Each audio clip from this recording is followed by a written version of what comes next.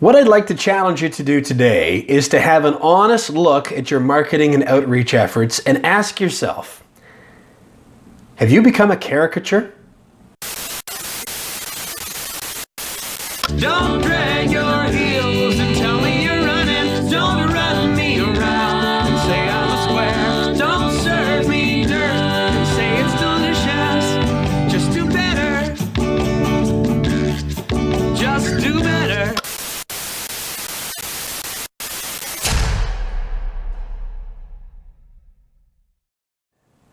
I'm Kevin Bulmer. This is Be Real, Do Better, the small business marketing show. It's a program designed to help the select few entrepreneurs and people in small business who are brave enough to truly set themselves apart in an authentic and sustainable way so that they can get a much more significant return on the time and the resources invested in marketing. My question today is, have you become a caricature of yourself? Or are you becoming a caricature?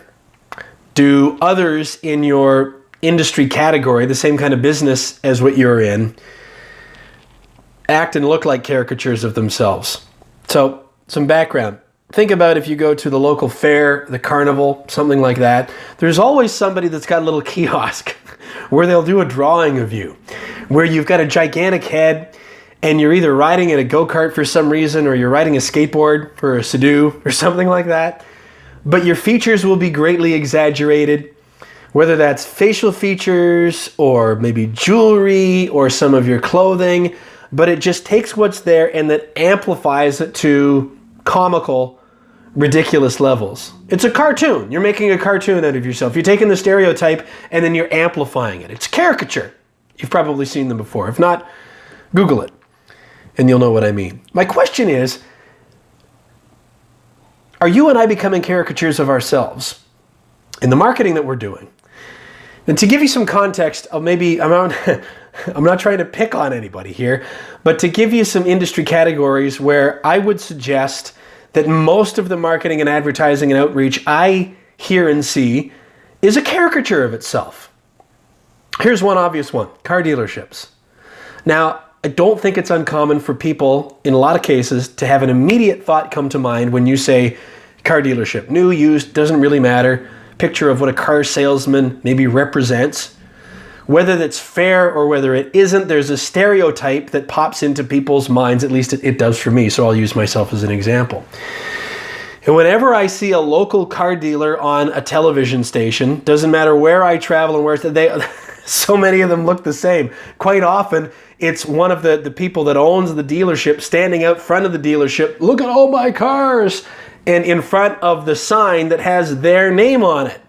Or the ad is just amplifying all the 0% this, 36-month that, 72-month this, 150-point inspection that, over and over and over again becomes a caricature of itself. And I'm not saying that that's bad. What I'm asking is it effective?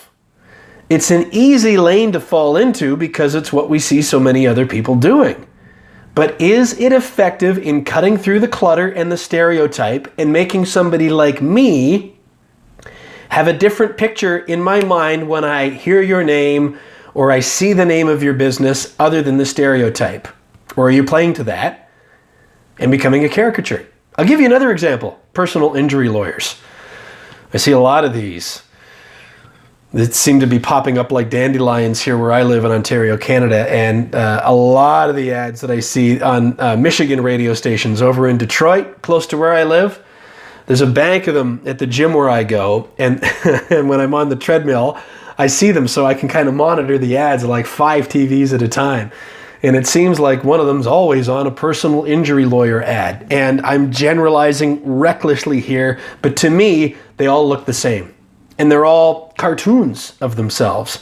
It's the person whose name is on the firm and they always say, we don't get paid until you do. And I'm sure that they do a fabulous job, but then they stand there and they look strong and stern and we're going to get the bad guys, and almost convince me that even though I'm not hurt and nobody's really done me wrong, I almost wish somebody would, because no. Now I'm just contradicting my own point because I'm saying that that's effective. Maybe it is.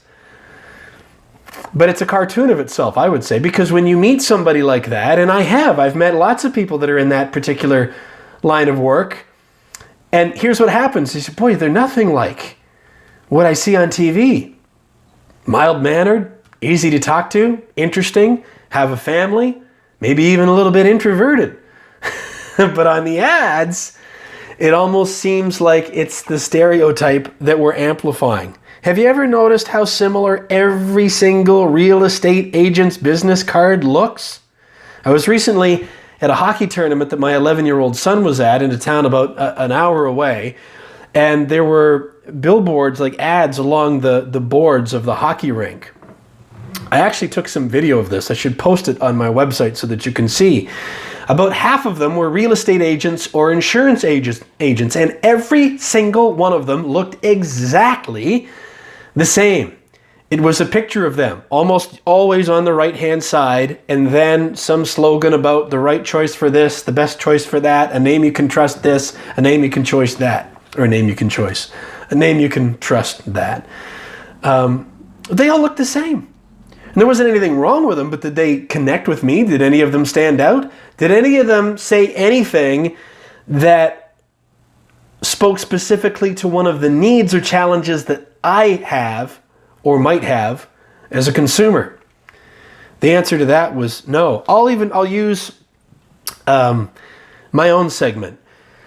Coaches and speakers and people in the personal and professional growth field, we're maybe the worst of all. We're the biggest caricatures riding that skateboard in that go-kart.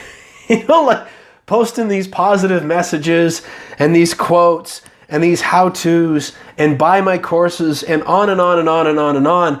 And I find myself falling into that trap. You can go ahead and look at all my social channels and point out all the areas I'm at fault. And in a lot of cases, I'm going to agree with you. I'm not saying it's easy to be yourself, because when we're looking to get going, I think it's natural to look at others in our field and then emulate what they're doing. And that's not necessarily a bad thing, except that it has the potential for us to lose ourselves and our own message and our own voice along the way, which might have us taking certain tactics that we might not necessarily use otherwise, or say things that we might not necessarily say, or not say things that we think that we should say. I know that I'm certainly guilty of this.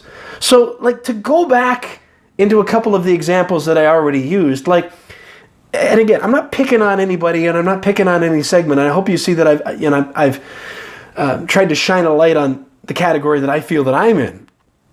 But like the personal injury lawyers, if you had somebody that did the outreach from a standpoint of one of those conversations when you run into them at the gym, or the community event, or a setting like that where it's not bluster and strength and reliability and trust, but it's more, somebody came to me the other day and this was the situation that they called me about. And here's what we did. And here's how it turned out. Basically, you're telling a story and you're being human about it. Would that work? Would that play more into why you got into that line of business to begin with? Or do you stand stock straight and rigid and try to look solid as granite because that's what you see everybody else doing? Do you stand out front of your car dealership in front of the sign with your name on it because that really is who you are? Maybe it is. Or because that's what you see everybody else in your segment doing? Do you continue to post uplifting quotes, and sell with the same urgency and scarcity and all those other tactics because that's really what feels right to you? Or because it's what somebody in the online course said you should do, or what you see everybody else doing? I'm happy for you to disagree with me. Just leave it in the comments wherever you're watching or listening this particular episode. But what I'm going to encourage you to do, coming away from this episode of Be Real, Do Better, is to look and listen for examples of caricatures and playing to stereotypes in advertising. And I'm also going to ask you to look and honestly ask yourself, is there some of that in your marketing, in the way that your web text reads?